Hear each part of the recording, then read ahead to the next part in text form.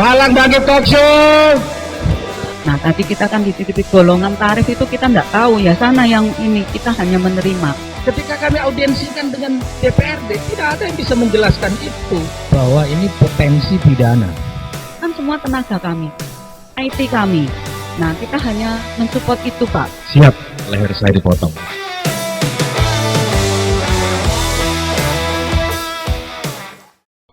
Assalamualaikum warahmatullahi wabarakatuh. Malang Bangkit Talk Show.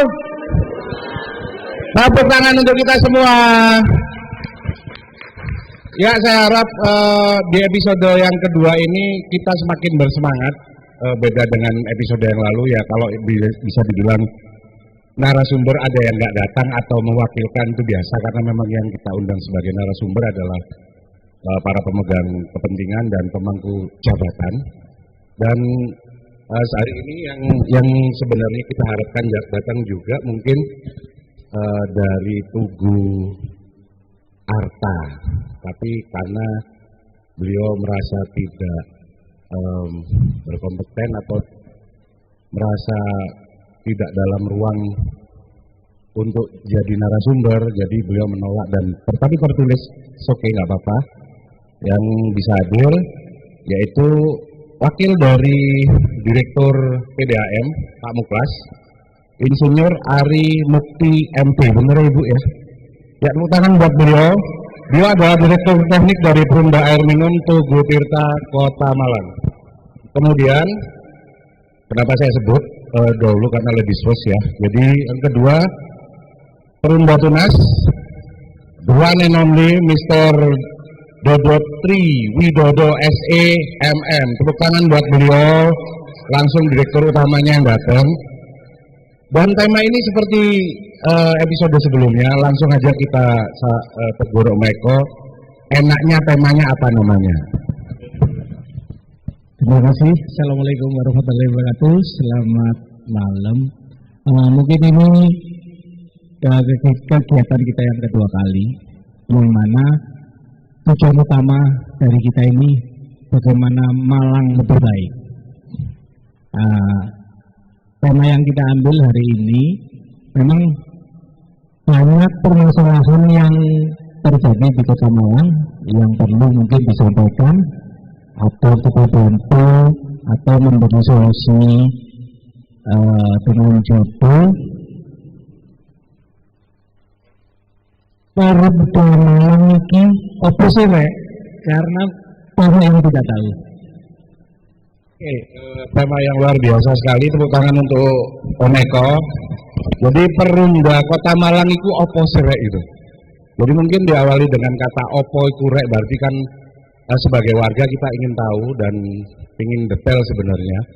Karena beberapa saat yang lalu muncul di media sosial, bahkan sampai di televisi nasional, seorang pelanggan PDAM yang satu keluarga satu rumah nunut mandi bareng karena merasa bahwa air di rumahnya sering mati. Dan kemudian itu masalah-masalah yang mungkin bisa kita kritisi. Terus termasuk adanya pipa-pipa yang mulai tua, apakah itu mau dibiarkan bocor, bahkan seringkali jalan baru diaspal kemudian sudah dilubangi lagi hanya gara-gara ada pipa yang bocor, suplai yang tidak rata.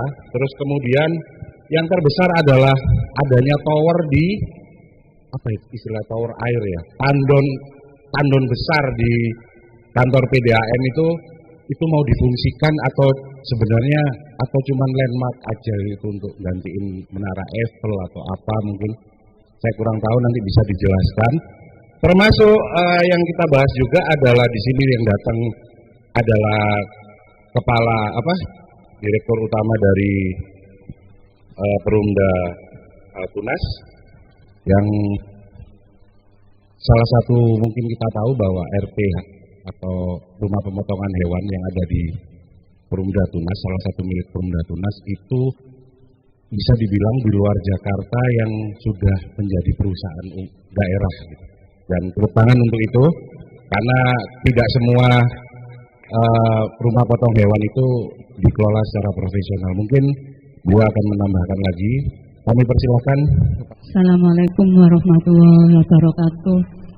Salam sejahtera bagi kita semua. Selamat malam Bapak Ibu semua yang hadir di Cafe Jeep milik Pak Eko ini. Terima kasih Pak kesempatannya. Saya di sini mewakili Bapak Dirut karena beliau dinas luar di Bali terkait usaha kami pos.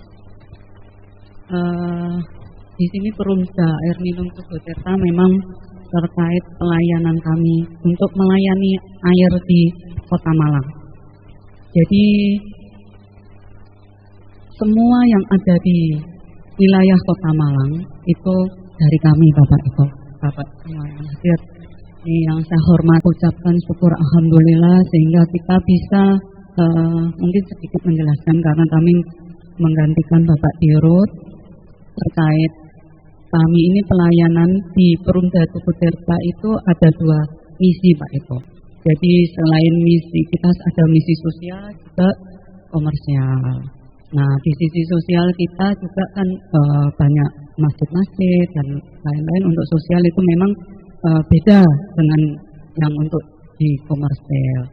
Nah dari pelayanan kami itu memang sering terjadi yang disampaikan oleh Pak Taufik pecah-pecah, bukan alasan klasik, memang itu bantuan Pak. Dulu kami masih di Asmen, memang kita mendapat bantuan dari APBN, pipa dari Sumber Pitu, bahkan kita waktu itu surveinya untuk Sumber Pitu itu kebetulan saya sendiri yang menjalankan survei tahun 2002. Terus diulangi lagi tahun 2009 untuk mengofikkan jalur tersebut. Jadi mulai Sumber Pitu hingga ke Muring Bawah. Akhirnya kita dapat bantuan memang kerjasama itu namanya SPAM regional. SPAM regional sumber kita yang ada di Banyuning untuk Kota Batu. Nah kita dapat penggantian dari Sumber Pitu. Tapi dari kemarin kita mungkin semua sudah tahu bahwa kita membeli garis lurah dengan kabupaten karena lokasi di kabupaten sehingga sipanya kabupaten Pak. Sehingga kita Kota Malang beli air permukaan di kabupaten. Nah, karena kita SPAM regional bantuan, jadi mulai simpar sebenarnya mulai brownfield itu semua dibangun oleh APBN hingga ke Muring Bawah. Nah, di situ aturannya memang kabupaten sampai ke Tandon Simpar yang ada di Tumpang. Nah, kita dari Tandon Simpar ke Muring itu wilayah kota. Jadi kalau terjadi pecah-pecah, itu kita yang benahi Pak. Sebenarnya itu kita hanya sebagai operasional itu yang kita hanya mengoperasionalkan karena kita belum diserahkan oleh BWS, oleh APBN itu belum diserahkan. Baik-baiknya Tugu Tirta untuk memperbaiki. Kenapa itu kita lakukan? Semuanya demi pelayanan kepada masyarakat. Kalau kita menunggu dari BWS memperbaiki, dampaknya berapa ribu pelanggan Pak Eko. Jadi Bapak Ibu semua yang hadir, karena cinta kita kepada pelanggan, karena awalnya kita itu kalau terjadi pecah pertama kali tahun 2017 sebenarnya awal diserahkan itu sudah pecah. Sebelum diserahkan tapi sudah dilakukan perbaikan, akhirnya tahun 2019 mulai terjadi pecah-pecah itu. Memang secara lift time memang waktunya lama, namun di luar dugaan kami kan menerima bantuan fisik. Tahun 2009 Desember itu mulai pecah. Di situ awal terjadi pecah, dampaknya itu hampir 30.000 pelanggan. Karena dari situ kita membuat inovasi dengan melakukan rekayasa jaringan sehingga hingga saat ini yang belum terbantu dengan pipa pecah itu masih 3.400. Itu yang belum bisa dilayani secara optimal. Masih menggantungkan dari Sumber Pitu. Kita dengan melakukan rekayasa jaringan yang kita bawa dari bawah, kita naikkan, kita pompa ke atas sehingga tidak semua pelanggan terdampak seperti waktu saat-saat awal hampir 30.000 tersebut. dari kurang 3.000 pelanggan yang belum bisa terpenuhi ini, kita sudah melakukan dengan membuat jaringan dari bawah ke atas, kita membuat jaringan dan pompa sehingga bisa terpenuhi hal tersebut, tidak seperti heboh-heboh waktu dulu. Kalau terjadi yang mandi-mandi kemarin, mohon maaf kalau kita tidak mungkin sampai berhari-hari, Pak. Kebetulan saya kalau ke kota-kota yang lain, kalau sampai lama itu hal biasa, tapi di Perumda Tugu Tirta Kota Malang ini masyarakatnya luar biasa.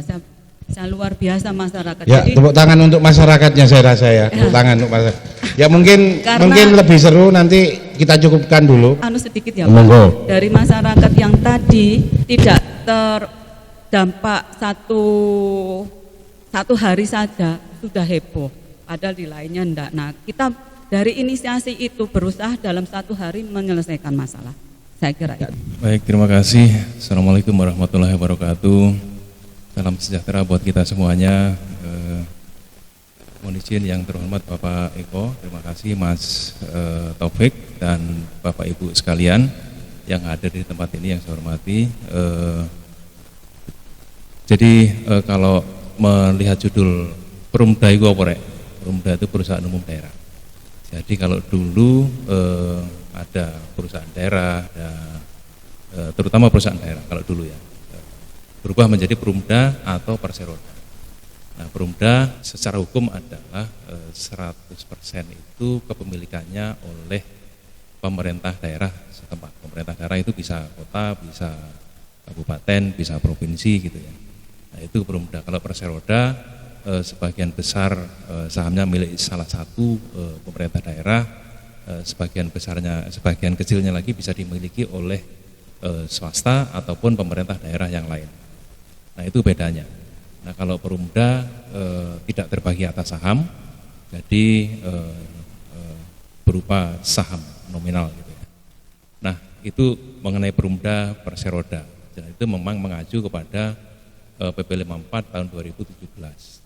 Jadi sekarang tidak ada lagi PD, jadi harus berubah menjadi perumda. Kalau ada perusahaan daerah BUMD yang masih PD itu ya harus dirubah menjadi perumda atau perseroda. Oke, kami dari Perumda Tugu Aneka Usaha dulunya adalah PDRPH, jadi rumah pemotongan hewan atau rumah pembantaian, zaman dulu juga ada judul begitu. Jadi dengan adanya Perda 05/2020 kita sudah berubah menjadi perumda dan scope of bisnisnya itu berubah, jadi tidak hanya RPH. Mas Taufik sempat bilang bahwa Perumda Tunas ini RPH-nya masuk sebagai perumda. Memang ada 2. Jadi Perumda Dharma Jaya sama Perumda Tugu Aneka Usaha yang mengelola RPH. RPH kenapa selama ini dikelola oleh UPT? Karena memang retribusinya murah. Jadi kita lebih banyak subsidi.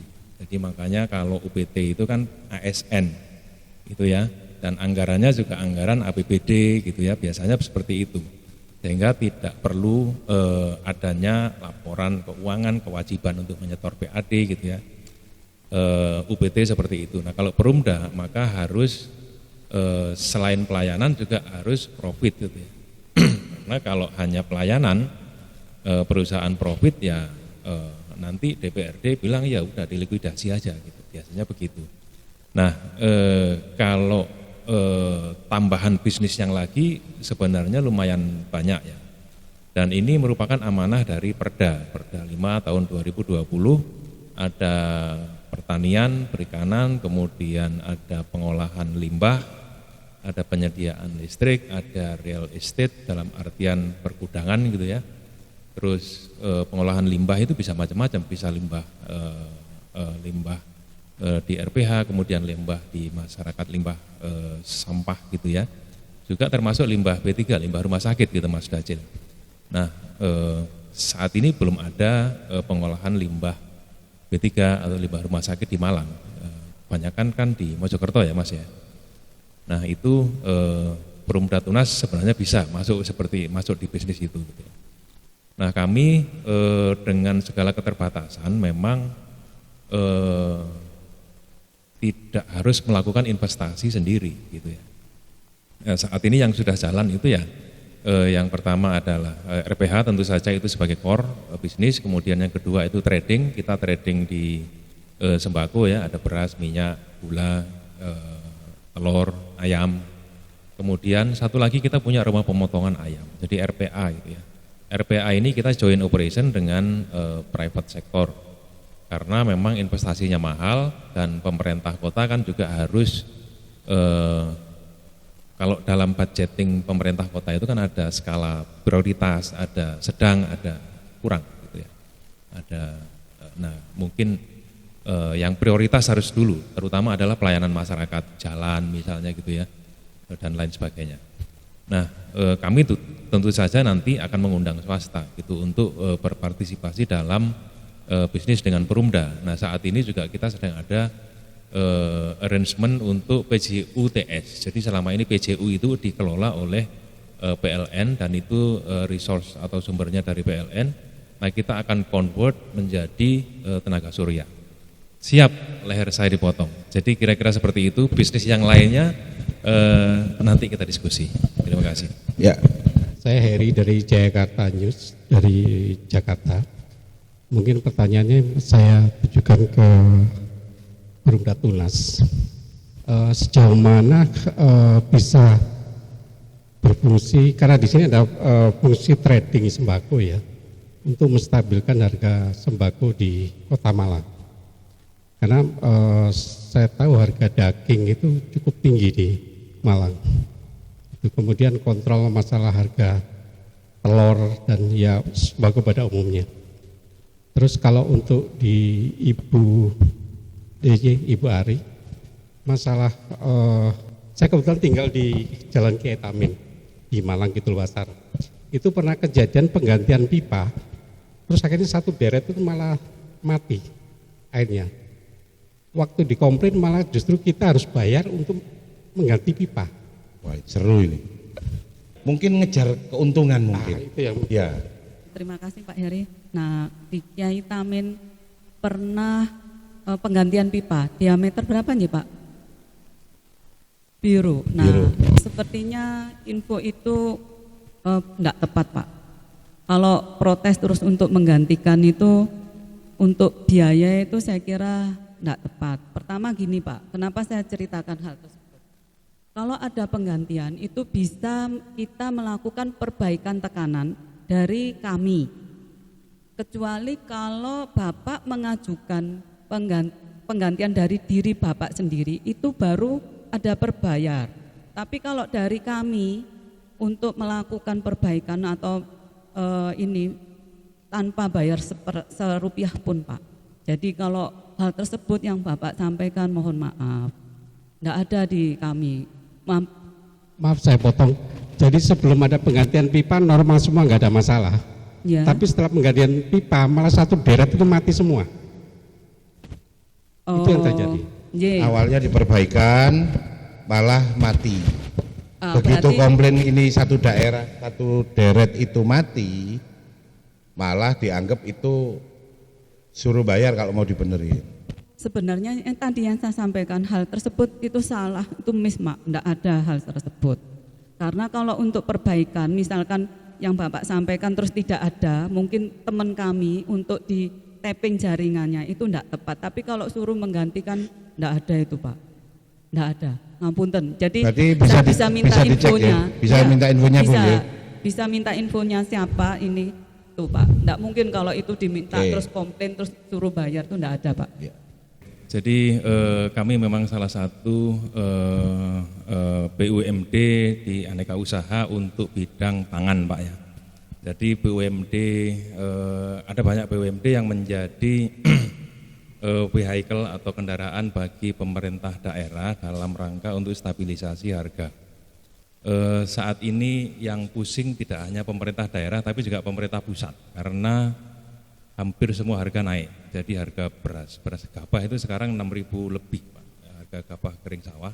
Kemudian telur juga sudah di atas 30, kemudian ayam juga live bird atau ayam hidup itu sekarang masih 22-23, yang biasanya 20 bahkan di bawah 20 gitu Pak. Nah, kalau mau cerita apa sebabnya panjang Pak, itu 2 SKS, 3 SKS.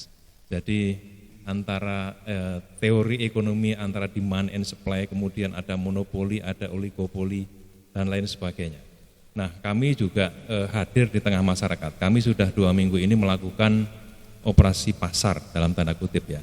Kami menyediakan sembako murah untuk masyarakat di setiap kelurahan. Kami setiap hari jalan di satu kelurahan, dan kami juga bekerja sama dengan UMKM. Karena kami nggak mau ketika kami hadir nanti UMKM yang di sekitar kelurahan itu nanti jadi tersaingi gitu ya. Makanya target kami itu sebenarnya UMKM. Nah, kami itu punya privilege dari Papanas ya, Badan Pangan Nasional itu bisa mendapatkan subsidi transport gitu ya. Nah, dengan adanya subsidi transport itu misalnya saya ambil telur di Blitar misalnya gitu ya, ongkos transportnya bisa disubsidi oleh Badan Pangan Nasional gitu. Nah, itu sehingga harga di agen itu akan menjadi lebih murah. Nah, kami juga ingin sebenarnya kami nggak ingin bersaing dengan kompetitor, berkompetisi dengan UMKM, tapi kompetisinya adalah dengan yang modern market itu. Gitu. Jadi kayak Indomaret, Alfamaret, kemudian yang gede-gede itulah. Kalau kita berkompetisi dengan mereka kan nggak apa-apa, tapi kalau kita kompetisi dengan pedagang kelontong nanti kita digerutuk nanti. Seperti itu. Ada yang perlu saya tambahkan gitu. Mungkin ini bisa jadi sebuah ide tentang wajahnya Perumda Tunas. Jadi di era masa lalu yang namanya rumah potong hewan itu tidak jauh dari sana, itu ada pabrik kulit. Jadi betapa di era yang lalu kota ini sudah menata dirinya luar biasa, tersistem. Jadi ada rumah potong hewan, tidak jauh dari sana ada pabrik kulit. Tapi sekarang logikanya zaman dulu motong sama sekarang kan banyakan sekarang dong otomatis. Tapi kenapa ternyata pabrik kulit ya jalan sendiri, RPH-nya jalan sendiri? Karena apa? Ada efek dari pabrik kulit yang tidak jauh dari RPH di di Gadang Gang 6 itu ada kampung sepatu. Mungkin kita belajar dari masa lalu, siapa tahu ini ada menghidupkan lagi hal yang tidak buruk gitu.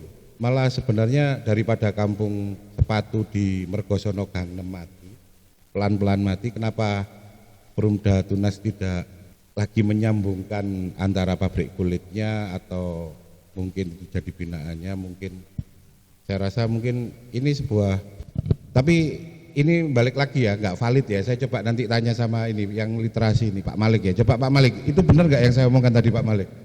Saya mencatat kehadiran Perumda Tunas dari sisi ekonomi kreatif aja, yaitu hadirnya M-Zone menjadi satu ruang pertemuan teman-teman game yang bagi sebagian orang masih dipandang sebelah mata sebagai sebuah aktivitas yang membuang. Namun jika kita menelaah lebih jauh, e-sport itu menjadi bisa menjadi satu pekerjaan, satu aktivitas, dan M-Zone menjadi satu bagian dari Perumda Tunas itu menyediakan fasilitas e-sport dengan gratis dan kecepatan tinggi. Saya bisa menyatakan demikian karena saya sudah membuktikannya. Saya mencatat satu bagian itu saja. Terima kasih untuk kehadiran M-Zone di Perumda Tunas. Terima kasih. Ya mungkin Pak Dirut, kalau M-Zone aja diurusi gitu ya, apa e-sport diurusi, kenapa enggak yang sudah ada di Mergosono, Gadang Gang 6 kampung sepatu itu kenapa enggak bagian dibuat e-sport juga gitu? Jadi fasilitasnya Perumda Tunas untuk menghidupkan itu. Ya seenggaknya heritage yang sesungguhnya kan itu.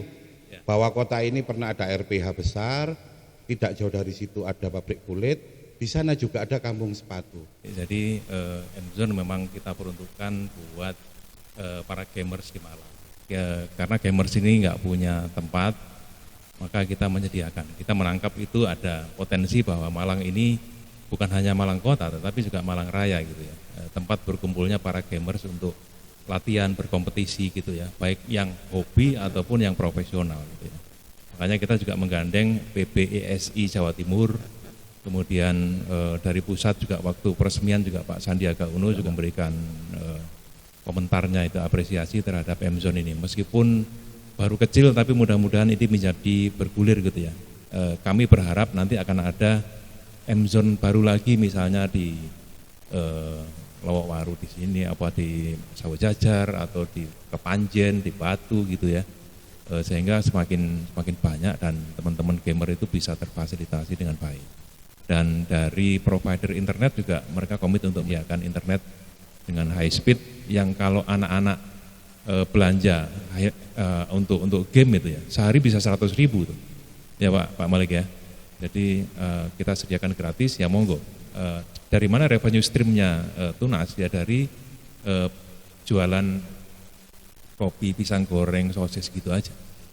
Revenue sharing dengan partner kami di sana gitu. Dan revenue streamnya hanya dari situ aja. Sementara internetnya kita disupport oleh sponsor. Gitu. Nah, saya kira itu. Jadi kita juga ingin mengundang anak muda bahwa RPH kan dulu terkenal dengan ya jagal keras, bisnis keras gitu ya di situ ya. Anak-anak muda supaya tahu bahwa RPH ini juga bagus. Tentang heritage, Mas Taufik, jadi kemarin kami juga ketemu dengan Ketua PHRI Malang, mereka ada semacam kelompok-kelompok, termasuk juga pehobi motor, mobil gitu ya, pengen membuat paket-paket gitu loh, jadi paket heritage di Kota Malang, salah satunya adalah RPH. Saya bilang oke, silahkan nanti kita fasilitasi. Nah, kami juga pengen berbenah sebenarnya di situ menjadi tempat untuk berkunjungnya orang-orang yang kangen dengan heritage, karena itu bangunan zaman Belanda gitu ya. Bahkan sebelum kemerdekaan itu RPH sudah berdiri gitu. Nah, anak-anak kecil juga kita pengen, anak-anak TK, SD itu untuk berkunjung ke sana melihat bagaimana kita merawat sapi dan sebagainya gitu. Nanti kita akan buat seperti itu. Terus tentang kulit, jadi dulu memang pabrik kulit yang ngambil Mas Taufik, tetapi akhir-akhir ini lebih banyak dikonsumsi oleh pabrik rambak, karena rambak ternyata lebih menjanjikan daripada jaket kulit gitu. Gitu Mas Taufik. Ngomong-ngomong soal rambak, ya memang produk-produk UKM itu karena kalau memang pas gitu ya membahayakan juga. Bahkan seorang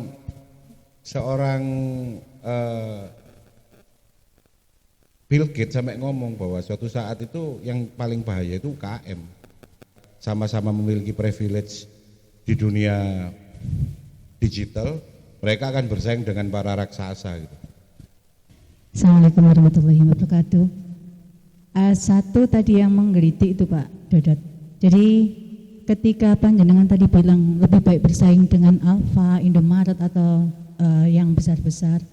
Pada kenyataannya kemarin begini Pak, ketika telur itu, saya kebetulan pecinta pasar tradisional nih. Saya beli telur ini kebutuhan rumah tangga memang, setiap saat harus ada di rumah. Nah ketika saya beli telur di pasar tradisional, harga sudah 32,5 Pak. Kemudian kita familiar, oke lah 32,5. Kemudian saya buka bahwa saya adalah member juga dari salah satu kompetitor panjenengan tadi, harga hanya 28.500 Pak. Terpautnya kan terlalu jauh. Akhirnya secara ekonomis kita pasti membeli yang 28.500 dan itu ada di tempat yang besar di mana kita belanja juga ber-AC kan gitu. Jadi kadang-kala kami sebagai masyarakat awam juga bingung, ini kenapa pasar tradisional lebih mahal, berkali-kali lipat, terpautnya juga jauh daripada mereka yang menjanjikan belanja dengan kenyamanan. Nah itu mungkin sampai sekarang pun terjadinya seperti itu. Nah monggo ini bagaimana kami yang pecinta pasar tradisional ini sehingga tidak berpindah ke tempat yang lebih nyaman itu tadi. Terima kasih Pak. Assalamualaikum. Kira-kira memang itu prioritas atau sambil lalu? Jenengan punya tanggung jawab untuk menyeimbangkan harga sembako, apa memang 100% untuk profit oriented? Saya pengen tahu itu. Jadi kita ngomong kemana-mana biar clear gitu, clear dulu. Baik. Jadi tugas kami bukan hanya profit, tapi kami juga melayani masyarakat. Sama PDAM tadi juga ada yang profit oriented, ada juga yang bersifat sosial, yang subsidi. Kami tentu saja tidak subsidi karena kami ditarget untuk profitable gitu ya. Profit yang jenengan, omset yang jenengan bilang di beberapa media sosial 24M itu sudah mendekati belum? Omset Sudah mendekati belum? belum. Masih berapa sekarang? Ya masih 30-40%. 30-40% dan sekarang sudah melebih dari pertengahan tahun. Ya, jadi gini Mas, ada bisnis nanti saya jawab yang telur dulu. Menjawab ini monggo, siap. Soalnya disalah pertanyaan ini. Siap, monggo. Jadi bisnis ada yang bersifat captive, ada yang bersifat proyektor. Artinya kalau kami nggak jalan, kami nggak dorong penjualan, itu kita nggak makan. Dari bahasanya wong Jawa ngomong nek ora obah ora mamah. Gitu. Beda dengan PDAM. Sorry to say, Ibu Ari. Ya, pipanya sudah ada, meterannya sudah ada, ditinggal tidur, kalau nggak bocor, kalau nggak pecah pipanya, tidurnya nyenyak. Nggak nyenyak kalau pipanya pecah, bocor, komplain dari masyarakat gitu ya. Kalau kami enggak, makanya kami ini dalam rangka membuat pipa itu tadi. Jadi kita akan membuat pipa-pipa di UMKM itu. Jadi kita menghidupkan UMKM dengan cara kita memotong jalur distribusi. Kami langsung ke Gapoktan, langsung ke penggilingan, langsung ke UMKM itu. Kalau sebelumnya kan ada grosir, ada agen, ada pedagang kelontong, ada konsumen. Ada berapa jalur distribusi. Nah kalau kami punya privilege itu, maka kami melakukan itu. Oke. Yang masalah telur tadi ya. Telur kalau Indomaret itu, dia itu belinya kan bulk order, Bu. Dia punya bargaining position, bahkan dia bisa ngutang. Kalau Anda yang pernah jualan ke Transmart, justru kita itu modalin orang-orang kaya itu. TOP-nya bisa sebulan, 2 bulan, gitu ya.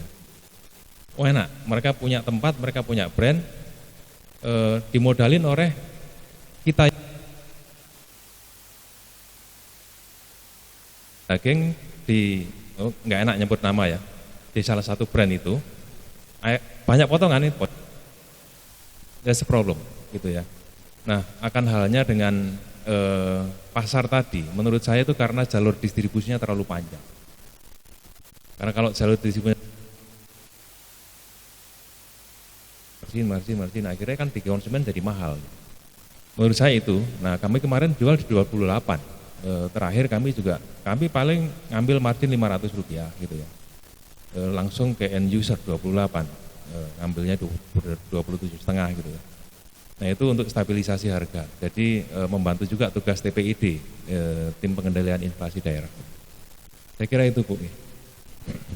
Saya mau belajar banyak dari pemaparan Bapak Ibu, menarik. Jadi yang paling menarik Pak Dodot tadi bilang mengenai Perumda bisa diversifikasi, ya, jadi bisa mengembangkan lini-lini baru. Pertanyaan saya yang pertama, bagaimana framework atau kebebasan Perumda itu bisa membuat diversifikasi? Apakah itu suatu keharusan ataukah itu menunggu instruksi dari wali kota misalnya, ataukah itu sebuah kebebasan seorang direktur utama? Apakah harus selalu profit? Apakah harus ada beban pelayanan pada masyarakat? Atau bagaimana? Jadi saya ingin belajar nih, konteks Perumda itu sebenarnya seperti apa, dan dia itu sebenarnya lebih pelayanan atau lebih ke profit? Nah itu pengen paham. Terima kasih. Saya mungkin tambahkan juga ya Pak Dodot. Jadi sini kebetulan ada teman kita dari APLI, Asosiasi Pedagang Kakinya masih 5, masih. Nah ini pengen mungkin menyanggah atau apa, monggo. Assalamualaikum warahmatullahi wabarakatuh. Saya Ibu Susiati. Di sini saya kebetulan ketua APLI ya Pak, Kota Malang. yang berhubungan dengan para pedagang.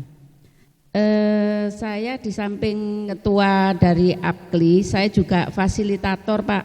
Jadi saya juga mau tanya ini untuk pelayanan pemotongan hewan ya Pak. Itu apakah menyiapkan potongan yang daging halal gitu Pak? Karena kan teman-teman kami itu membutuhkan labelnya itu Pak.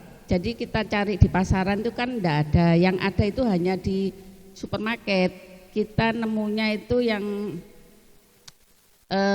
bermerek-merek perusahaan gitu Pak. Jadi mungkin dari pemotongan hewan sendiri itu ada yang menyediakan label halal, ya itu kan kami lebih mudah untuk mendapatkan dari itu karena tuntutan ya Pak untuk sekarang ini memang harus ada label halal gitu. Jadi memang harus yang diproduksi atau yang dipotong itu hewannya itu yang halal untuk pemotongannya kan seperti itu.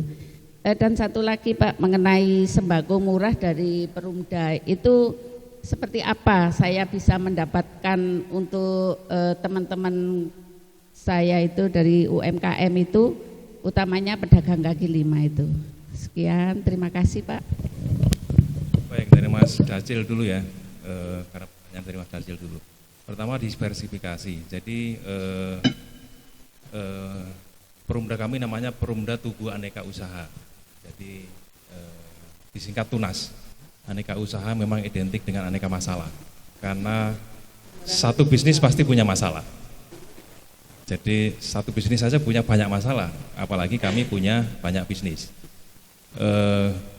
Jadi ini merupakan amanah dari Perda, Mas Hasil. Jadi di situ ada bisnis agroindustri perikanan, kemudian ada pengolahan limbah, ada listrik, ada industri kreatif, ada pergudangan, ada properti gitu ya, termasuk pengelolaan mall, pengelolaan gedung gitu ya, gedung supermarket. Nah tentu saja kalau ngikutin 6 ini kebutuhan dananya sangat besar, tidak mungkin kami melakukan investasi sendiri, tidak mungkin. Yang bisa dilakukan adalah joint operation. Kayak rumah pemotongan ayam yang kami adakan tahun lalu itu adalah joint operation yang diawali dulu Bu Elvi ini. Bu Elvi dulu direktur, kemudian merangkap dewasa, sekarang masih dewas, gitu ya. Nah, yang kita bisa lakukan itu joint operation dengan sistem revenue sharing. Jadi kami menggandeng partner atau partner bisnis yang benar-benar expert di bidang itu. Misalnya kami nanti terjun di limbah B3 misalnya gitu ya. Tentu saja kita akan melakukan assessment terhadap beberapa potensial partner itu untuk melakukan feasibility studies, termasuk juga kemarin PJUTS. Jadi proses dari conversion dari listrik PLN menjadi PJU tenaga surya itu prosesnya panjang. Jadi kita harus ada juga tim review yang melibatkan dari OPD, dari perguruan tinggi, dari ahli gitu ya, untuk melakukan penilaian apakah ini layak atau tidak. Dan kita sudah pada tahap yang mengatakan bahwa itu layak dan ini siap-siap untuk kita lakukan eksekusi gitu ya. Baik dari sisi semuanya kita tinjau aspeknya, dari legalnya, kemudian lingkungan, sosial, dari finansial terutama gitu ya. Kalau finansial planningnya nggak bagus juga nggak bakalan kita eksekusi. Nah, apakah pelayanan atau bisnis? Jadi dua-duanya sebenarnya kita yang saya bilang tadi, sambil menyelam minum air, ada kopi, ada kacang, ada gedang goreng gitu ya. Jadi harus profit. Kalau nggak profit ya problem gitu ya. Problem kalau nggak profit. Makanya banyak sekali BUMD itu yang dalam tanda kutip sebenarnya di-feeding oleh pemerintah. Kayak misalnya PJUTS ini ya. Kan pemerintah yang punya kewenangan untuk melakukan konversi dan diberikan kepada siapa? Diberikan penugasan kepada BUMD gitu. Nah, billingnya nanti akan masuk ke BUMD, nantinya yang tadinya ke PLN masuk ke BUMD, dan dari situlah nanti ada revenue stream yang kita bisa dapatkan gitu. Tetapi di sisi lain tentu saja ada improvement. Kalau nggak ada improvement ya no point gitu ya. Makanya harus hemat harus lebih hemat. Kemudian dari sisi maintenance-nya juga lebih bagus gitu ya. Nah itu yang kami tawarkan, makanya Pemkot oke. Oke. Ibu Susi. Jadi masalah halal. Jadi RPH kami sudah sertifikasi halal. Jadi kalau ibu ngambil daging di RPH kami, jadi kami kan memfasilitasi jakal-jakal untuk memotong. Setiap hari kami memotong sekitar 35 sampai 40 ekor sapi, Bu ya. Di situ memang ada sapi, kambing, babi itu ada di sebelah. Babinya juga halal, Bu. Ada sertifikasinya. Enggak bercanda.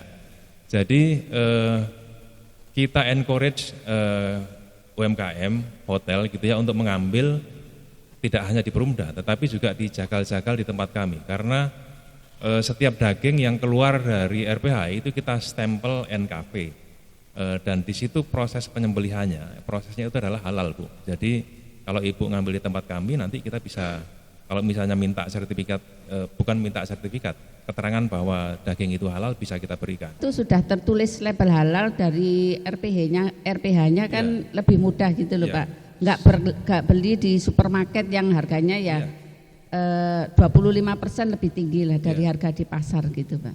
Nanti bisa kontak ke kami, bisa kita address ke jakal kami atau kami sendiri juga menyediakan sebenarnya. Karena kami juga suplai ke hotel, restoran gitu ya. Ya kayak misalnya ya hotel-hotel lah di Malang ini sebagian kita juga kami juga kerjasama dengan PHRI. Karena PHRI seringkali masyarakat misalnya yang datang dari Malaysia, dari Timur Tengah gitu ya pasti tanya itu, ini prosesnya halal atau enggak gitu. Iya. Ya. Memang prosesnya kan memang yang ditanyakan kan prosesnya Betul. pasti halal. Betul. Cuman di pasaran itu loh Pak, yang saya maksudnya itu kan di pasar-pasar seperti pasar besar itu dilabeli halal gitu kan teman-teman nggak terlalu sulit untuk mencari gitu. Karena memang produksi misalkan bakso itu kan saya membuatkan legalitas halal itu kan memang harus tercantum halalnya gitu. Jadi teman-teman tuh lebih bisa mudah. Bisa minta dari kami Bu untuk halalnya itu ya. Bahwa daging ini halal. Oh ya, terima kasih. Ya. Terus yang kedua tadi Pak, untuk kami mendapatkan sembako murah tadi. Jadi datang aja ke kantor kami Bu, di depan pom bensin tuh ada tunas grosir. Di situ insya Allah harga lebih murah. Di pom bensin? Mergosono. Oh ada Mergosono. Ya, di situ ada tunas grosir. Ibu mau. Penyediaan pentol juga yang sampean butuh tadi itu. Ya. Siap Pak, terima kasih. Assalamualaikum warahmatullahi wabarakatuh. Saya sedikit tergelitik dengan persaingan apa ini namanya tadi antara sepatu, jaket kulit dan rambak tadi Pak ya. Ini kebetulan saya punya beberapa teman-teman yang anak muda, milenial, usia belum 30 tahun dan mereka saat ini sedang mencoba untuk merintis bisnis yang berhubungan dengan kulit. Salah satunya tas. Apakah untuk mendapatkan kulit dari tunas itu apakah harus punya profil dulu atau harus punya izin usaha dulu atau karena mereka kan masih baru akan memulai? Terus kemudian apakah kulit yang bisa didapatkan untuk usaha kecil itu tadi apakah harus kulaan banyak atau boleh dalam jumlah kecil gitu Pak? Saya rasa sih itu sih, terima kasih. Karena ini pertanyaan teman-teman milenial yang benar-benar mau berkembang gitu loh. Terima kasih Pak. Jadi yang menjual kulit itu memang kewenangan dari jakal. Jakal itu pemilik sapi ya. Artinya di situ akan terjadi kompetisi antar satu jakal dengan yang lain gitu ya. Pembelinya bermacam-macam. Tadi saya bilang bahwa ada penyamaan kulit, kemudian ada rambak gitu ya. Kenapa sekarang lebih banyak rambak? Karena mereka bayarnya cash Bu. Kalau dulu pabrik kulit itu bayarnya tempo, sebulan, 2 bulan. Orang bilang katanya nunggu kulitnya laku dulu gitu, nunggu jaket kulitnya laku dulu. Nah kalau mau ngambil di situ enggak apa-apa, nanti datang aja ke kantor kami, nanti kita kenalkan dengan jakal-jakal. Karena setiap hari kita motong 30 ekor sapi. Jadi di situ banyak sekali, setiap hari produksi termasuk juga ada kulit kambing gitu ya. Yang pertama ingin saya sampaikan, ingin saya tanyakan kepada Ibu terkait kalau kita membaca di berbagai media sosial maupun media massa, terutama di Malang Raya ini, satu persoalan yang sering dirasakan oleh masyarakat adalah ketika jebolnya pipa di titik-titik yang biasanya jebol itu. Yang ingin saya tanyakan bukan itu, tetapi adalah ketergantungan PDAM Kota Malang terhadap sumber air baku dari Kabupaten Malang dan Kota Batu. Sehingga memunculkan sebuah inisiatif untuk bekerja sama dengan Perum Jasa Tirta. Seperti yang telah ditandatangani oleh Bapak Wali Kota di dalam nota kesepakatan dengan Perum Jasa Tirta pertama itu, yang akhirnya ditindaklanjuti oleh Direktur PDAM dan Direktur Perum Jasa Tirta pertanggal 6 Januari 2022. Di dalam perjanjian itu 2023 atau 22 Ibu? Kalau saya baca di media sosialnya Perum Jasa Tirta 2022. Nah, di dalam perjanjian itu akan ada satu niat yang luar biasa di PDAM yang diinisiatif oleh dua perusahaan plat merah, yang satu milik Kota Malang, yang satu adalah BUMN. Adalah penyediaan untuk bekerjasama di dalam bagaimana meningkatkan sumber air baku ini.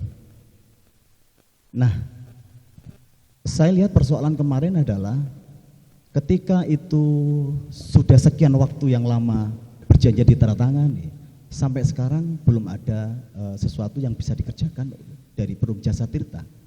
Saya tidak tahu apa penyebabnya. Itu yang pertama. Kemudian yang kedua, terkait upaya untuk bagaimana kemandirian di dalam Perum Jasa Tirta Kota Malang ini di dalam penyediaan air baku ini adalah membangun SPAM 2 yang terletak di Jalan Jano Sentani, kantor PDAM Madiopuro itu, dengan biaya kurang lebih sekitar 24 miliar yang selesai di dalam media itu disampaikan bulan April 2022. Artinya sudah 1 tahun. Informasi yang berkembang ada problem yang sangat besar. Wong Jowo ngarani mubazir sementara. Apa yang saya katakan seperti ini? Karena pembangunan yang dimulai tahun 2021 ini sampai sekarang yang sudah finish, sudah selesai dalam target untuk sekian liter per detik itu tidak tercapai. Bukan persoalan apa-apa, tetapi adalah persoalan kualitas dari pengeboran 2 sumur ini yang airnya tidak memenuhi sebuah persyaratan. Sehingga apa? Tandon yang punya kapasitas 1000 meter kubik itu dengan ketinggian 30 meter, nilai investasi untuk pembangunan itu 24 miliar. Ini luar biasa. Ini persoalan-persoalan yang sangat sensitif sekali. Duwe akeh-akeh digawe koyok ngono, ternyata outputnya tidak anu. Terima kasih, rencananya Pak. Bagaimana? Sudah diterima, Pak. Anunya, Pak, pesannya, Pak. Monggo. Ya. Kemudian yang kedua, tunas bangsa. Tunas bangsa. Beliau juga tunas bangsa, Pak. Iya. Iya. Bapak Direktur yang kami hormati, media tanggal 8 bulan 8 tahun 2022. Bapak Wali Kota di dalam sebuah kesempatan menyampaikan bahwa nanti pengelolaan Malang Creative Center MCC akan dikelola oleh 2 institusi. Yang pertama adalah Biskopindak, yang kedua adalah Perumda Tunas. Nah, ini pembagiannya kalau Perumda Tunas ini dari sisi komersial. Terkait dengan beberapa hal yang sudah disampaikan di awal tadi, ada M-Zone, kemudian ada hal-hal lain, Keyspot, kemudian ada live streaming, kemudian ada hal-hal lain yang anak-anak muda. Saya jadi berpikir, MCC yang sudah dipasrahkan, ya, wis kelolane PT Tunas ambek Diskopindak, ya apa CAP, itu sudah sekian waktu yang lalu. Apa kira-kira pertimbangan PT Tunas untuk tidak segera merealisasikan apa yang menjadi cita-cita yang sangat terima kasih. Terima kasih. Terima kasih. Bapak Ibu, di sini saya jelaskan juga terkait untuk PDAM yang semula PDAM sekarang Perumda, itu kita sudah membuat dengan adanya perda baru, kita jadi Perumda dengan PP 54 2017 itu kita membuat TOS. TOS itu Total Solution System. Bahkan Pak Dirut sekarang ada di Bali itu di luar core kami untuk pelayanan air. Sehingga kita melakukan pelatihan, membuat PDAM yang lain terkait NRW, IT dan lain-lain Pak. Dan bahkan nanti kami ke depan itu juga core kami ada tambahan dengan adanya Perumda, ada L2, T2, jadi penjadwalan untuk lumpur tinja terpadu, jadi hampir lumpur tinja terjadwal. Jadi nanti di Perumda Kota Malang ini mengelola hal tersebut. Jadi ini hanya sebagai info kepada Bapak Ibu. Terkait pertanyaan Bapak tadi untuk keterbatasan air baku, memang benar Kota Malang itu hanya 19% untuk penyediaan air bakunya. 70% dari kabupaten, 19% dari Kota Batu. Kota Malang hanya menggunakan ABT sehingga terinisiasi untuk penggunaan WTP. Nah, WTP yang disampaikan Bapak tadi kan sampai sekarang mulai tahun awalnya itu tanggal 30 antara kota dengan PJT, akhirnya Bapak Dirut, PDAM dan PJT itu tanggal 6 Januari 2023. Jadi 2023 Bapak untuk perjanjian PKS-nya antara Perumda Air Minum Tugu Tirta Kota Malang dengan PJT. Nah itu nanti tanggal 26 besok insya Allah sudah groundbreaking Pak. Jadi kita mau memanfaatkan itu Agustus.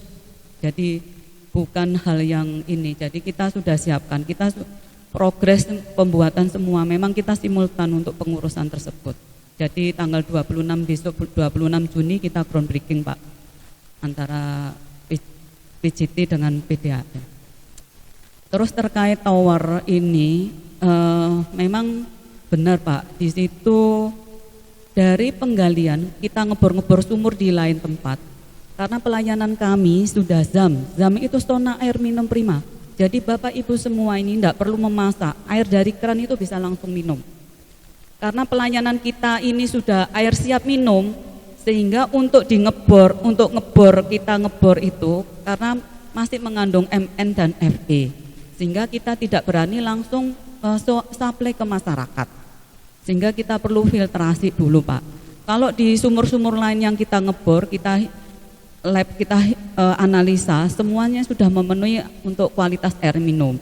Sedangkan yang ada di Perumda Tugu Tirta yang ada di Sawo Jajar itu masih banyak mengandung FE dan MN, jadi zat besi sama mangan.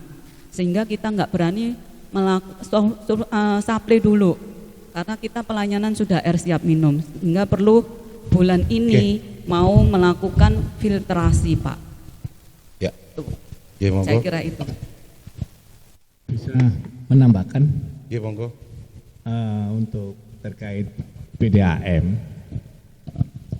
kami dari Yayasan BMK pernah melakukan kajian tentang bahan baku air minum untuk PDAM, yang mana kajian itu menunjukkan bahwa PDAM ini kekurangan bahan baku sampai 18%.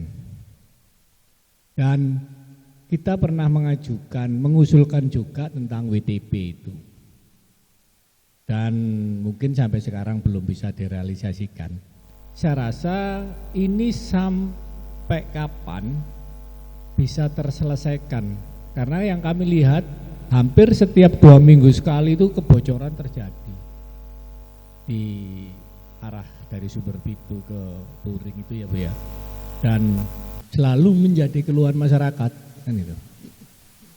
Maka harapan kami, mungkin kami sempat mengikuti sidaknya Komisi B tentang lahan persiapan untuk WTP, tapi ya mungkin masih dalam kondisi nol ya.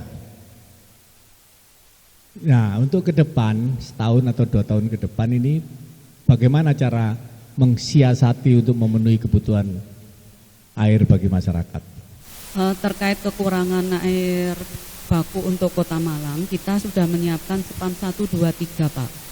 Jadi kita sudah memikirkan misalkan sumber pitu close, kita ada spam 1, 2, 3 dan kita sudah selesai untuk melakukan pengeboran dan itu sudah dimanfaatkan. Jadi sudah dilakukan hampir 200 liter. Nah, terkait bocornya pipa-pipa yang dari sumber pitu ya seperti yang tadi saya sampaikan Mas Eko, karena kita menerima bantuan. Jadi saya nggak bisa mengulas di sini kenapa hal tersebut. Mungkin Bapak Ibu semua sudah tahu kalau secara kita nggak nyebut ya secara kualitas. Nah, itu terkait pecah-pecah hal tersebut. Terus terkait cara untuk kedepannya kita sudah melakukan BTP. Memang kemarin diperiksa disidak oleh anggota DPR Komisi B. Kita sudah pertemuan Pak antara PJT kita, Perumda sama pihak Dewas. Yaitu yang tadi saya sampaikan. Progres sudah karena kita nanti berupa paket, jadi bukan bentuk nanti dibangun tandon-tandon besar itu tidak Pak. Kita kemasan, jadi pabrikasi. Jadi tandonnya nanti untuk difiltrasi itu berupa kemasan, itu sudah progres.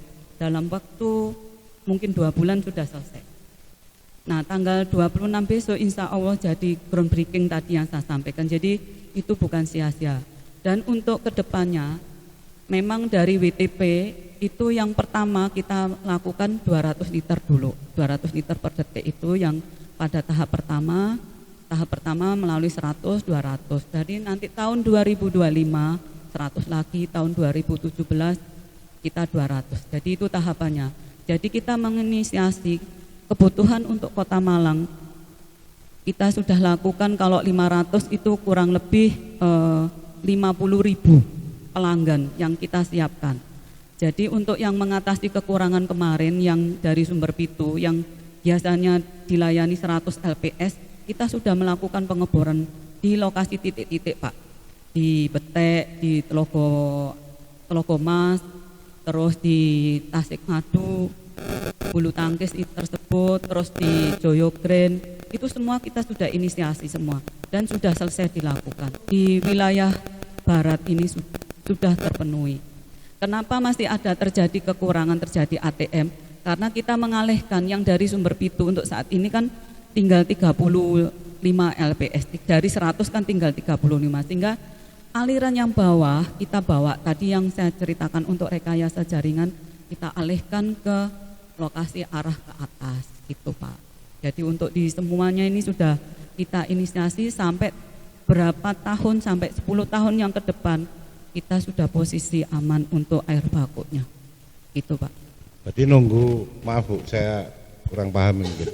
Apa nunggu sampai 2027 baru kebutuhan air terpenuhi? Enggak Pak, enggak.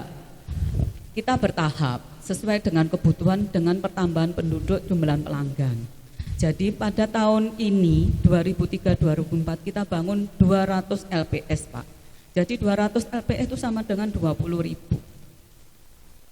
pelanggan.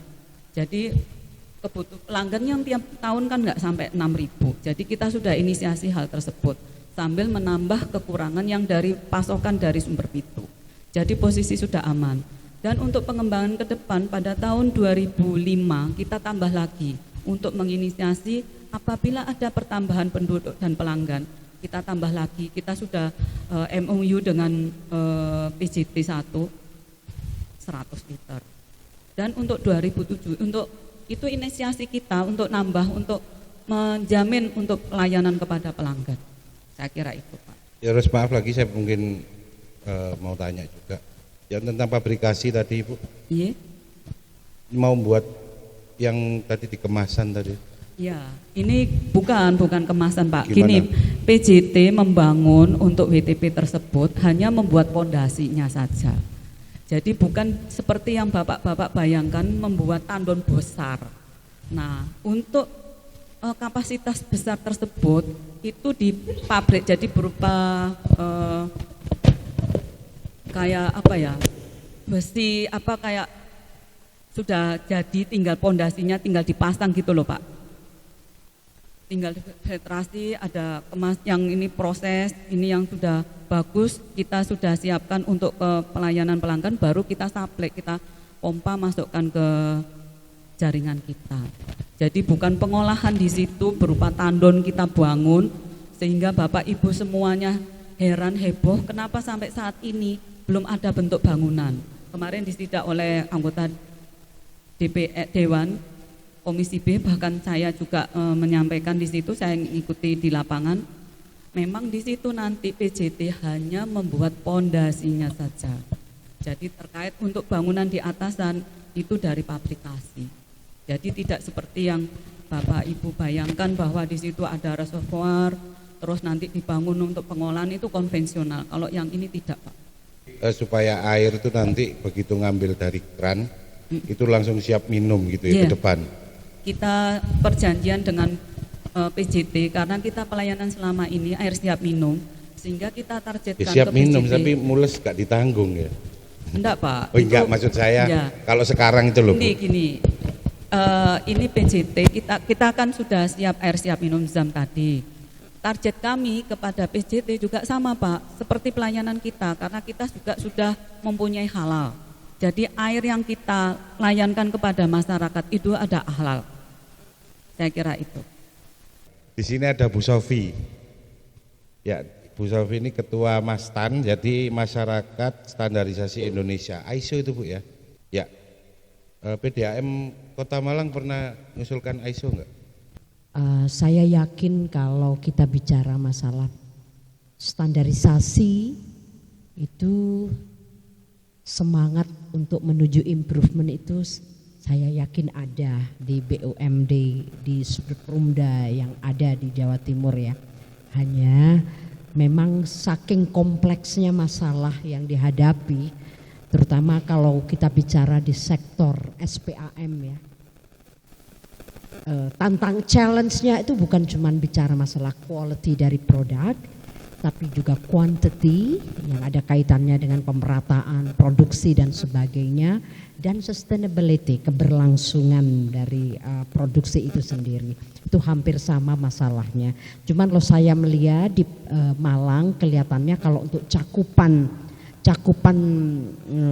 pelanggan saya kira tidak terlalu bermasalah kalau dibanding dengan seperti Sidoarjo yang masih banyak tantangannya ya. Artinya kapasitasnya bisa memberikan tapi pemasarannya masih belum dioptimalkan begitu. Tapi kalau di Malang satu yang saya catat itu adalah Malang sudah lebih beberapa step melakukan preventif ke depan. Seperti kalau memang itu benar yang disampaikan oleh Ibu bahwa Ibu untuk menghadapi membludaknya peningkatan pengembangan kota dengan pengembangan housing, perumahan-perumahan.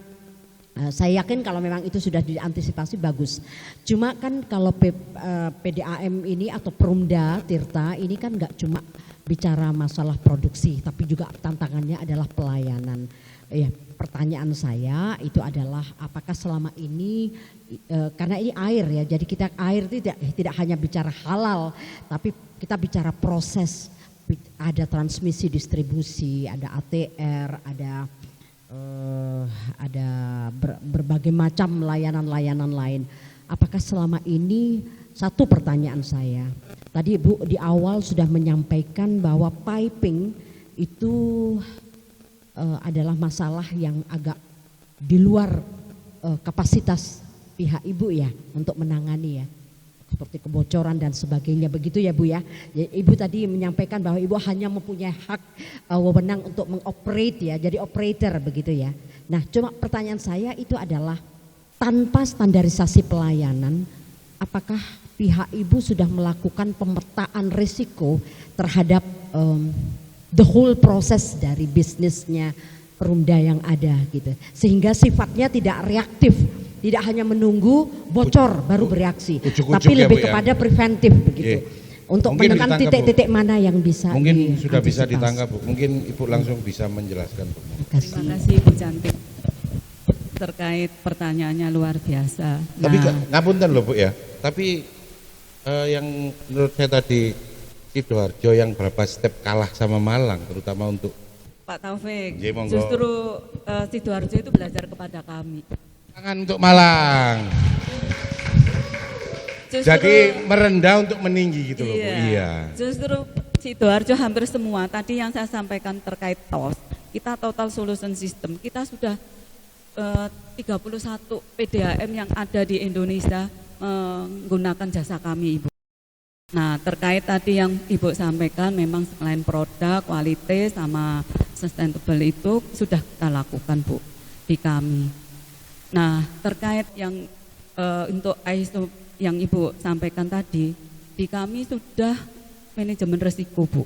Jadi sehingga apa yang kita lakukan, kita sudah petakan seperti yang Ibu sampaikan, bahkan itu manajemen aset, bahkan kita sampai kita jual kepada PDAM secara aplikasi, bahkan sekarang itu sudah langsung ke akuntansi, bukan hanya di manajemen asetnya, aset kita, resiko-resiko yang terjadi tadi untuk meminimalisir, bahkan dari manajemen aset kita filter mana yang scoring yang paling tinggi, itulah yang kita lakukan lebih awal, gunanya biar tidak terjadi yang tadi dampak-dampaknya itu yang sudah kami lakukan, Bu.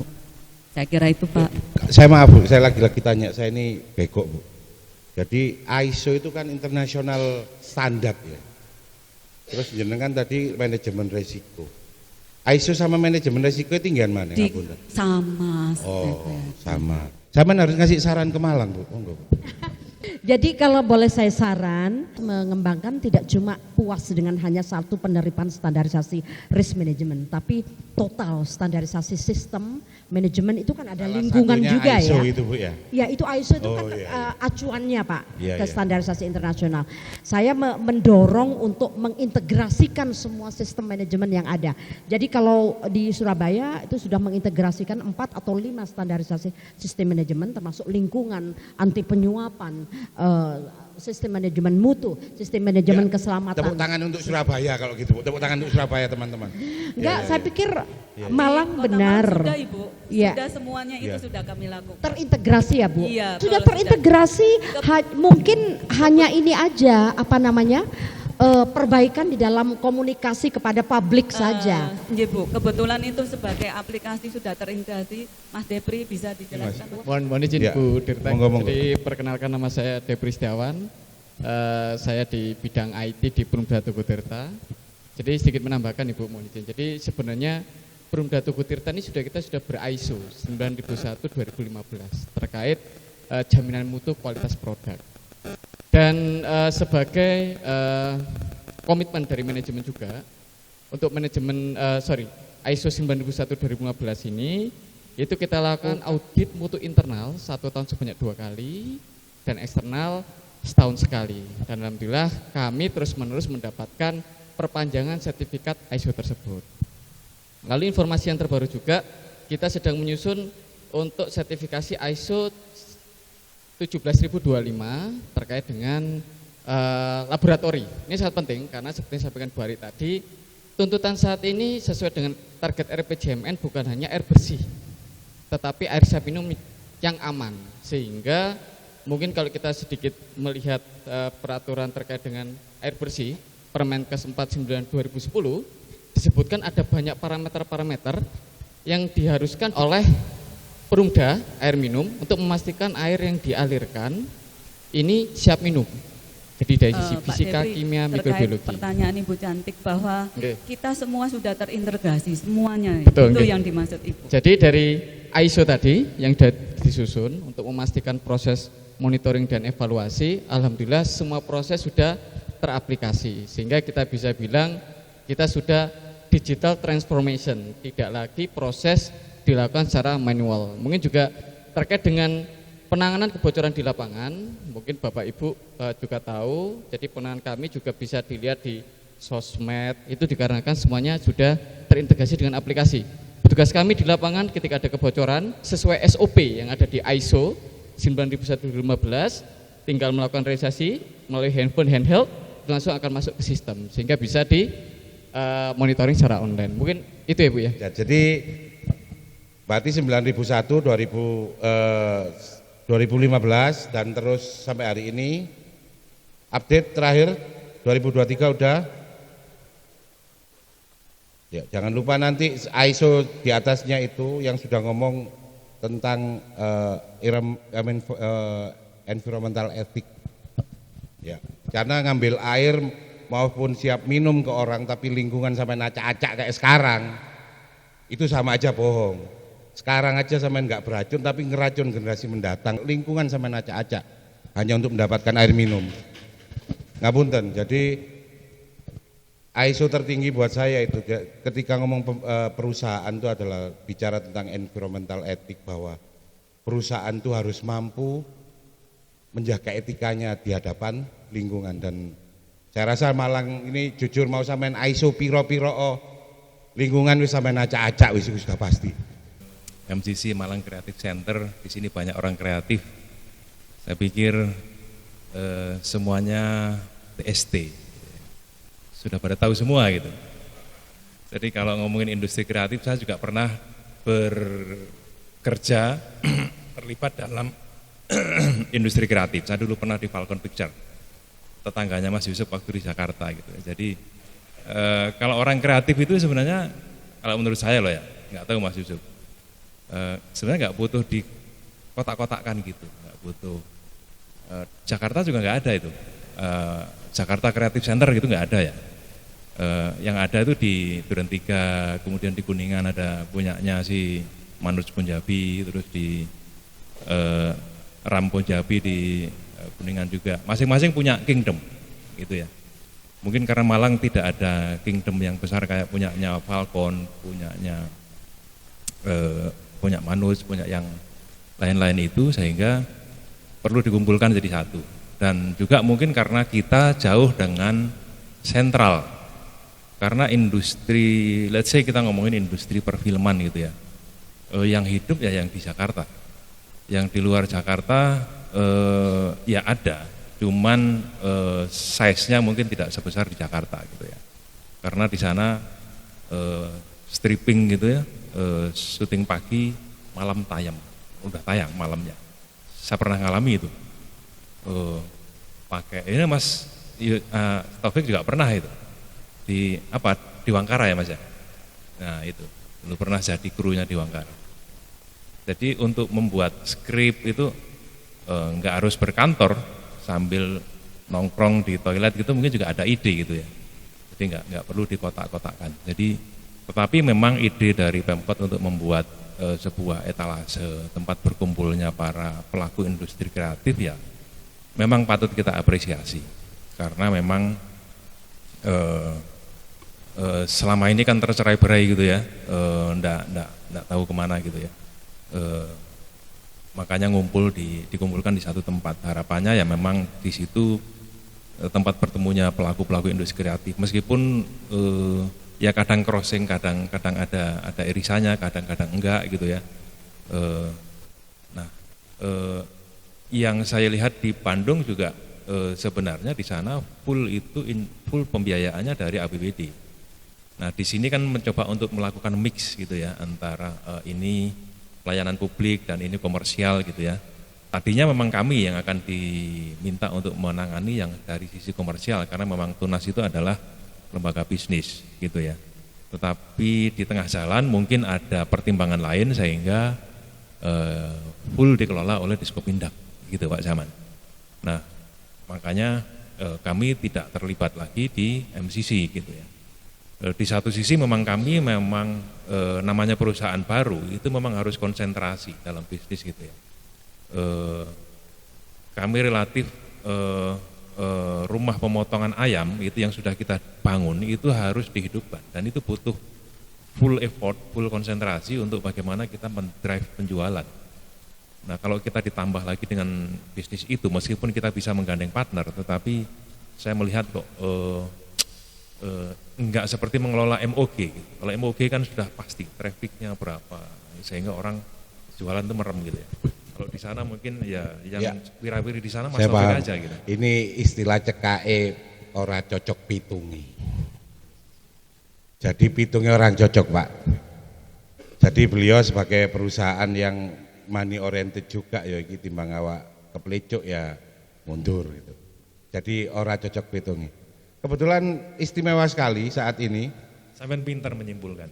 Lho gak cocok pitungi teh apa aku ngomong teori dhuwur-dhuwur enggak usah lah wis ya. Wong film lah cas pleng ya ngomongnya. Jadi mungkin ada di sini yang datang, tepuk tangan untuk Pak Aziz hadir di sini. Ya, beliau ini termasuk Sekjen Nasional Gerakan Masyarakat Perangi Korupsi. Ya, tepuk tangan buat beliau sekali lagi ini, Pak Aziz ini. Beliau ini sengaja saya undang jadi tamu terakhir, karena beliau ini saya sebut Rocky Gerungnya Malang.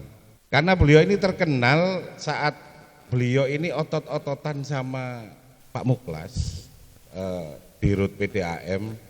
Beliau tidak terima ada tagihan selain tagihan air. PDAM itu tidak hanya yang ditagih jumlah air, tapi di sana ada retribusi sampah. Senang bisa hadir di tempat ini. Saya hormati pembicara dan juga rekan-rekan semua. Pada rentang 3 tahun yang lalu, kami memang menyoal tagihan retribusi sampah yang kemudian disatukan dengan tagihan PDAM. Kalau masyarakat itu tidak membayar di kantor PDAM atau di depannya Lavalet, niscaya tidak mengetahui ada tagihan retribusi sampah yang disatukan melalui struk PDAM. Kalau bayarnya di 2 tempat itu muncul. Dan saya sudah turun langsung saat itu minta data juga kepada PDAM.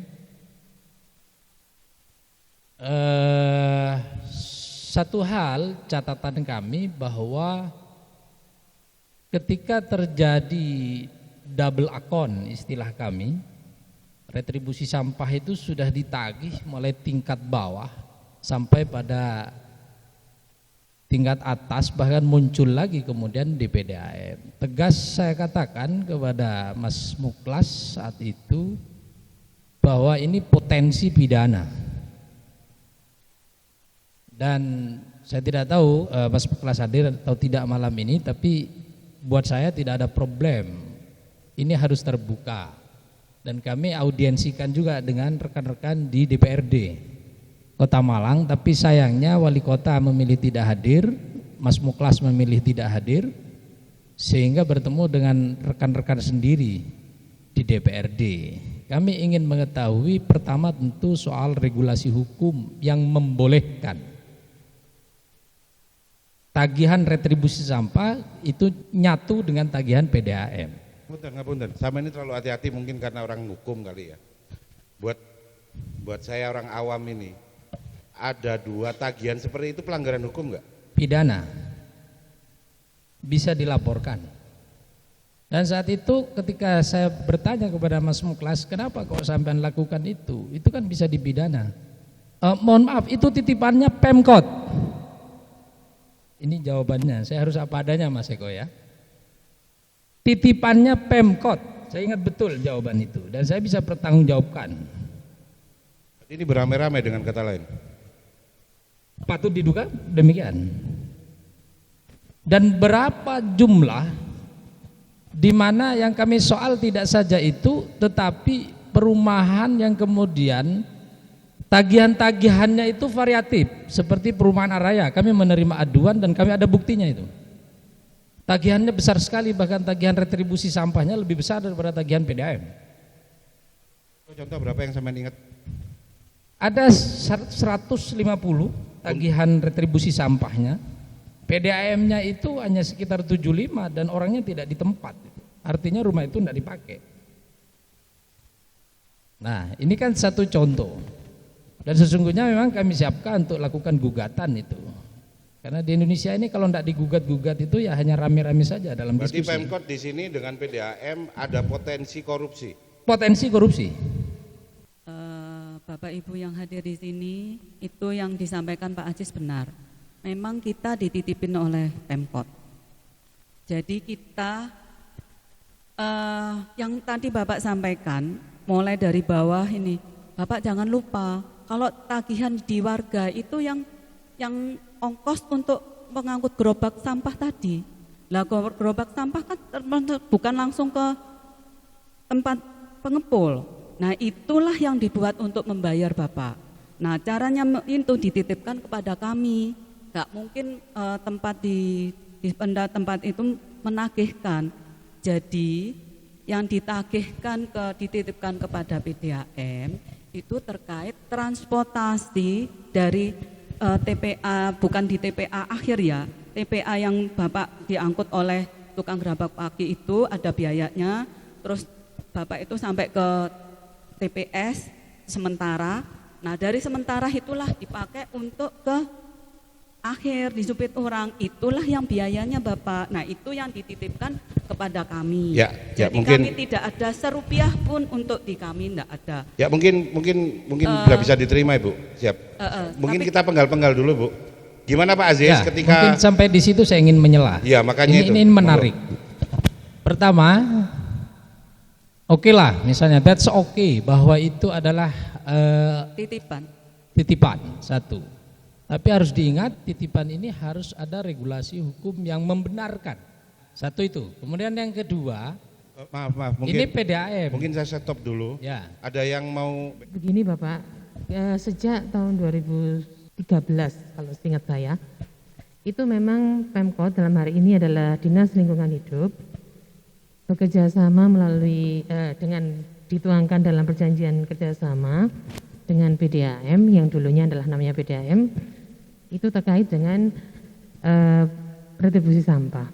Jadi memang seperti yang disampaikan oleh Ibu Dirtek, mohon izin Bu Dirtek, itu memang adalah titipan Pemkot Bapak. Jadi memang sesuai dengan aturan di Pemkot, yaitu Perda tentang retribusi jasa umum. Di situ memang dijelaskan tentang sampah juga, dan itu dituangkan oleh DLH bahwa supaya mungkin ini Pak ya, mungkin di DLH mungkin untuk sistem pencatatan retribusinya itu aman, itu dititipkan kepada kami. Jadi kami sekedar hanya dititipi Pak. Begini, saya ingin juga dari panjenengan-panjenengan yang memang diberi kewenangan oleh hukum untuk mengatur di PDAM itu berterus terang tentang beberapa hal. Yang pertama, mengapa rincian retribusi sampah itu tidak muncul ketika pembayarannya di luar kantor PDAM atau depan Lavalet? Kenapa itu rincian tidak muncul di struk pembayaran itu? Logiknya kalau itu sesuai dengan regulasi atau perda, saya nanti akan cermati itu perdanya. Itu perda nomor berapa, saya akan cermati, itu bertentangan enggak dengan regulasi di atasnya. Karena sejatinya perda ini adalah merupakan turunan dari regulasi hukum yang secara umum yang mengatur hajat hidup orang banyak, air itu. Itu yang pertama. Kemudian yang kedua, apapun alasannya, ingin saya katakan, apapun alasannya menarik retribusi sampah melalui tempat yang tidak dibenarkan oleh hukum yang peruntukannya hanya menarik soal retribusi PDAM, itu tidak benar. Itu tidak benar. Harus jelas bahwa PDAM itu hanya narik air, tidak boleh narik di luar air. Ini yang saya sebut PDAM ketika dititipi, diksen yang dipakai dititipi, itu potensial turut serta dalam hal ini ketika kita soal dalam hukum. Baik Bapak, terima kasih. Untuk selanjutnya mungkin akan kami pelajari juga terkait dengan aturan-aturan yang baru mengenai retribusi sampah ini. Demikian, terima kasih. Ya, berarti maaf Bu Ari, berarti ada potensi, ada sesuatu yang dipertanyakan oleh masyarakat dan sampai hari ini tidak ada jawaban final. Karena pihak dari Ibu pun juga tidak punya data yang valid tentang perundang-undangannya. Buat masukan mungkin untuk ke depan bisa Pak, untuk ke DPR atau apa sehingga dipisah. Itu kami sendiri itu menggunakan aplikasi. Sebenarnya kita sebagai tempat yang dititip kami, kan semua tenaga kami, IT kami. Nah kita hanya mensupport itu Pak, serupiah pun kita enggak. Nah, Ya, di situ ngapunten Bu, sebagai- di sini yang bisa saya terima dari beliau, ada pelanggaran hukum Bu, ketika Ya. satu stroke ada 2 tagihan Bu. Mungkin Pak Taufik gini saya jelaskan terkait yang disampaikan Pak Aziz itu. Karena di Pemkot di DLH, seperti yang disampaikan di bagian hukum kami, karena di kita pelanggannya hampir 98%, sehingga dari pihak Pemkot yang paling efisien dan efektif, sehingga kan istilahnya dititipkan kepada Bu, saya nggak kami. bicara efisien dan efektif Ibu, maaf ngapunten. Secara hukum apakah ini boleh? Saya bawa orang yang bahkan beliau secara de facto dan de jure adalah praktisi hukum, satu. Kedua, beliau adalah bisa dibilang adalah sekjen nasional dari Gerakan Masyarakat Peduli Korupsi, Perangi Korupsi. Jadi di sini Bu, beliau sudah ngasih saran ke jenengan bahwa ini ada potensi korupsi ketika ada 2 tagihan dalam satu stroke dan bukan menagih pada tempatnya. Itu potensi korupsi Bu. Bukan soal aplikasi atau apa. Mungkin di situ kali ya. Mungkin kita bisa mungkin saya karena beli bian mau Pak Aziz. Ingin tambah yang lebih menarik lagi adalah retribusi itu cukup beragam. Padahal contoh satu perumahan di tempat saya Perum Joyoland Townhouse. Pasca saya menyoal itu, satu-satunya mengalami kenaikan adalah di rumah saya. Retribusi sampahnya. Padahal ini satu perumahan 23 rumah yang naik pasca saya menyoal itu adalah di tempat saya. Ini menarik ya. Menarik banget. Satu kawasan bisa berbeda. Tapi Anda sudah di TO.